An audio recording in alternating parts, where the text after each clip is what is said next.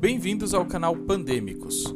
Hoje nós vamos falar um pouquinho sobre a terceira aula sobre o sistema digestivo. Se você não viu a primeira e a segunda aula, corre lá, dá uma olhadinha primeiro antes de vir ver essa. Agora, se você já viu, vamos começar.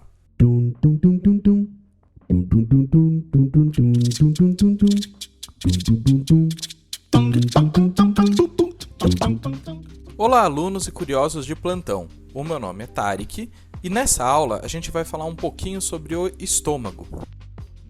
Eu vou mostrar para vocês, inicialmente, a morfologia desse estômago. Não se assuste com essa palavra, morfologia, nada mais é do que simplesmente como que ele é, quais são as características dele. Então, olha essa figura meio complicadinha.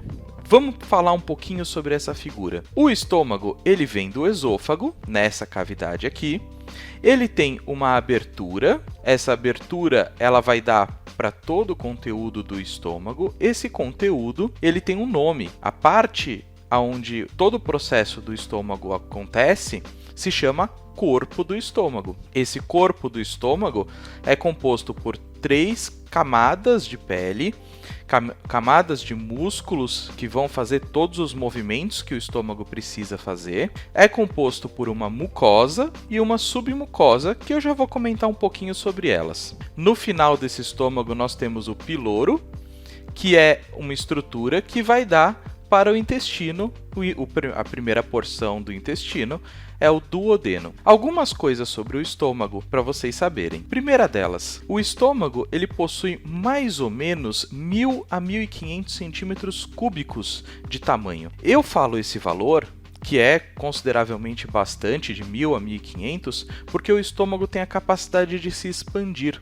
coisa que outros órgãos não conseguem fazer. A digestão do estômago é muito variável. Você já deve ter percebido quando você come uma massa, por exemplo, que você fica com fome muito rapidinho. Ou quando você vai para um churrascão de fim de semana com a família, essa digestão acaba demorando muito e você fica com muito tempo sem sentir fome. Pois é, a média de digestão, a média da parte onde fica o estômago, é de mais ou menos 4 horas. Vale ressaltar que o alimento ele vem para o estômago no formato de bolo alimentar e ele vai sair do estômago em direção ao intestino, sendo transformado numa espécie de massa chamada de quimo. Mas vamos falar um pouquinho sobre os líquidos que tem dentro desse estômago, porque a parte mais importante é como que ele vai digerir as coisas. Começando que todos os líquidos do nosso estômago são chamados de suco gástrico. O suco gástrico é produzido aproximadamente 2 litros de suco gástrico por dia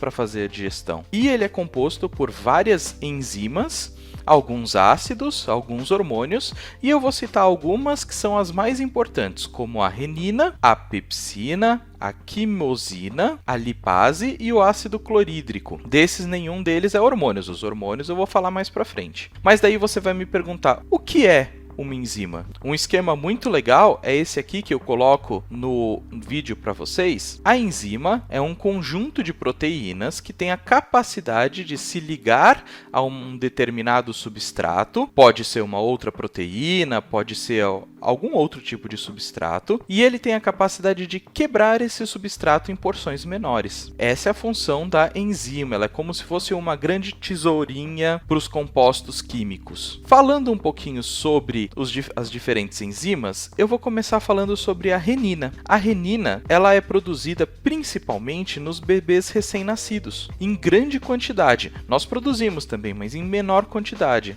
Os recém-nascidos em uma quantidade muito grande, em especial porque ela atua diretamente no leite materno, transformando ele em frações líquidas e em frações sólidas, permitindo que as outras enzimas do seu estômago consigam processar esse alimento. A próxima e talvez mais importante enzima do nosso estômago é a pepsina. A pepsina ela é produzida na mucosa do estômago. Ela decompõe as proteínas em peptídeos pequenininhos que vão ser capazes de passar para a corrente sanguínea mais para frente. Sem ela, a gente não conseguiria digerir proteínas. Vale lembrar que a pepsina ela não está o tempo todo ativa no seu estômago. Na verdade, ela fica em um formato chamado protopepsina. Quando o estômago libera ácido clorídrico dentro dele, eu já vou explicar o porquê que ele faz isso, esse ácido clorídrico faz com que o suco gástrico que tem ali fique mais ácido e a protopepsina se transforma em pepsina para poder fazer a digestão das proteínas. Uma outra enzima muito importante no nosso organismo é a quimosina. A quimosina ela vai atuar na caseína do leite, transformando ela em paracaseína. A paracaseína, por sua vez, vai reagir com alguns sais que tem no cálcio do leite, formando uma proteína insolúvel chamada de coálio. O coálio ele pode ser então digerido pela pepsina, que a gente viu anteriormente, ou pela tripsina, que não faz parte desse vídeo, ela é produzida pelo intestino, mas ela também faz a digestão desse coálio. Uma outra enzima bastante conhecida é a lipase gástrica. A lipase gástrica ela vai fazer a digestão de gorduras, transformando as gorduras em glicerina ou em ácidos gordurosos, que vão ser posteriormente absorvidos pelo organismo lá no intestino. Com relação aos hormônios que eu comentei com vocês, existem dois hormônios que são bastante importantes para o nosso estudo: a gastrina, que aumenta a produção de ácido clorídrico, e o ácido clorídrico eu comentei que vai trabalhar lá com a pepsina, e a enterogastrona, que vai diminuir o movimento peristáltico estomacal, ou seja, vai fazer com que o seu estômago não fique se movimentando muito. Vale lembrar que a enterogastrona ela não é produzida pelo estômago, e sim pelo intestino. Vale lembrar que a gastrina também é responsável pela sensação de saciedade, o que faz com que a gente não coma tanto. Algumas coisas curiosas são importantes para a gente falar sobre o estômago. Primeiro, que o nosso suco gástrico ele é extremamente ácido por conta do ácido clorídrico.